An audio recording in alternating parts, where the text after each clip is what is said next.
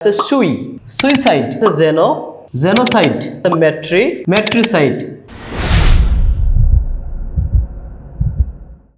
বিশেষ কৌশলে ভোকাবুলারি শেখার পঞ্চম ক্লাসকে সবাইকে স্বাগতম। আজকে আমরা একটা বিশেষ কায়দায় নতুন একটু ভিন্ন ধর্মী ব্যতিক্রম ধর্মী ভোকাবুলারি শিখব।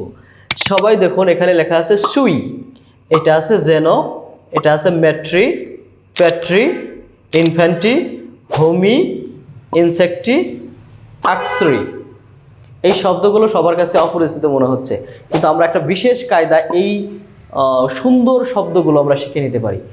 দেখুন, প্রথমটা আছে সুই, সুইয়ের সাথে আমরা শুধু যুক্ত করব সাইড, সাইড যুক্ত করেছি, মানে সাফিক্স আর কি।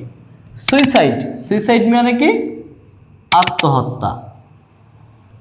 আচ্ছা, এরপর আছে কি জেনো, জেনো, জেনোর সাথে আমরা যুক্ত করব সাইড, জেনোসাইড, জেনোসাইড মানে গণহত্যা।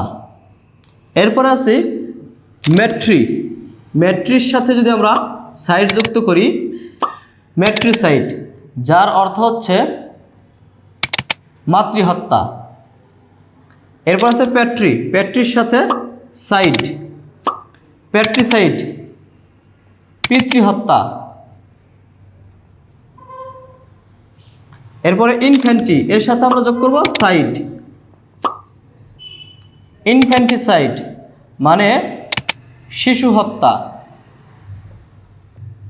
হোমি, হোমিসাইড, হোমিসাইড অর্থ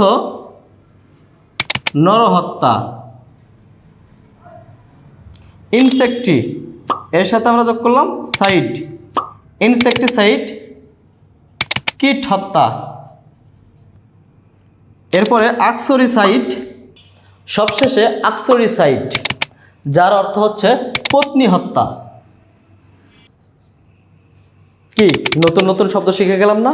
আরও একটা মজা আছে, সেটা হচ্ছে এর আগে মাত্র একটা শব্দ ব্যবহার করে আমরা সবগুলো ওয়ার্ডের সাথে নতুন বাক্য তৈরি করতে পারি।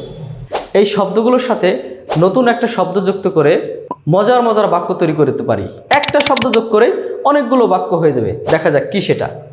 সবগুলোর সাথে আমি যুক্ত করলাম স্টপ, স্টপ, তাহলে কি হলো? স্টপ সুইসাইড, আত্মহত্যা বন্ধ করো। স্টপ জেনোসাইড, গণহত্যা বন্ধ করো। স্টপ মেট্রিসাইড, মাতৃহত্যা বন্ধ করো।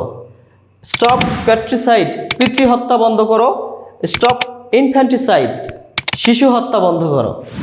স্টপ হোমিসাইড, নরহত্যা বন্ধ করো। স্টপ ইনসেক্টিসাইড, কীট হত্যা বন্ধ করো। স্টপ অ্যাক্সরিসাইড অর্থাৎ পত্নী হত্যা বন্ধ করো।